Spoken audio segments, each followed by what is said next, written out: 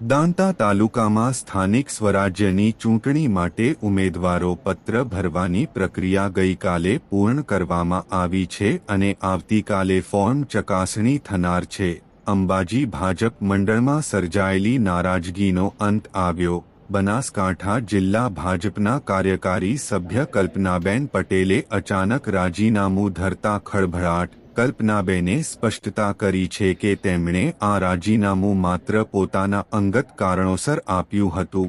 જો કે Bharatiya Janata party high command દ્વારા તેમનું આ રાજીનામાનો અસ્વીકાર કર્યો। અંબાજી મંડળના નારાજ કાર્યકર્તાઓને સમજાવીને પાર્ટીએ સ્થિતિ થાળે પાડી। પક્ષ પ્રત્યે કોઈ મનદુખ ન હોવાથી કલ્પનાબેન હવે પોતાના પદ પર યથાવત કાર્યરત રહેશે।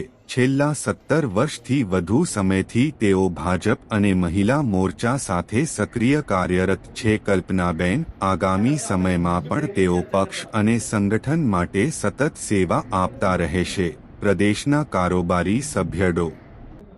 હેમરાજ રાણા પણ પહોંચ્યા અંબાજી।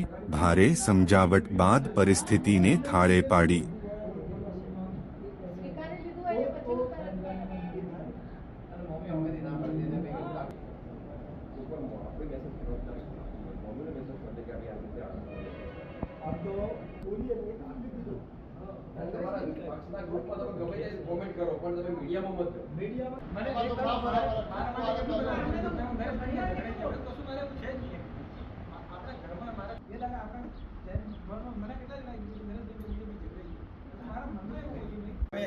ગમે તે મોટરસાઇકલ એન્ટ્રી કરે જાવ કરી જાય પછી તમે કોઈ તમને ખ્યાલ નથી એ વેલ્યુ વસ્તુ નહીં ને તમારે ધ્યાન રાખવું પડે।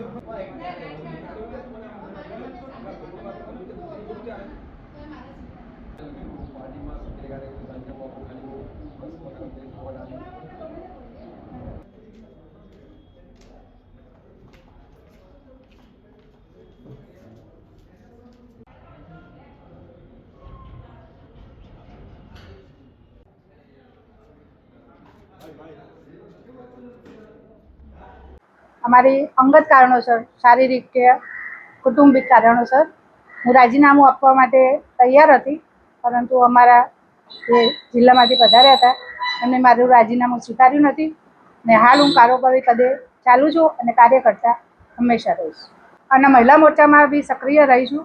મહિલા જ્યારે બી જરૂર પડી છે પાર્ટીને ત્યારે મહિલાઓ ભેગી કરી છે, પાર્ટીના કાર્યો કર્યા છે અને આગળ પણ કરતા રહીશું। મન દુઃખ કશું જ નથી, મારું અંગત કારણ છે એટલા માટે હું રાજીનામું આપતી હતી, પણ મારું રાજીનામું સ્વીકારવામાં આવ્યું નથી। બિલકુલ આ સમાચાર બિલકુલ ખોટા છે। આજે અમારી અંબાજી જિલ્લા પંચાયતની ચૂંટણીલક્ષી આયોજન બેઠક હતી, એમાં અપેક્ષિત જે અમારા આગેવાન છે એવા લોકોને જ બોલાવવામાં આવ્યા હતા। ખરેખર અમારા કલ્પનાબેન પટેલ અમારા સિનિયર આગેવાન છે, એ પાર્ટીને સાથે જ છે, એમને કોઈ રાજીનામું આપ્યું નથી અને એ અમારી ચૂંટણીની જે કામગીરી છે એમાં પણ જોડાયેલા છે અને પાર્ટીની જંગી બહુમતીથી વિજય થાય એ માટે બેન પણ સતત સક્રિય રહેવાના છે।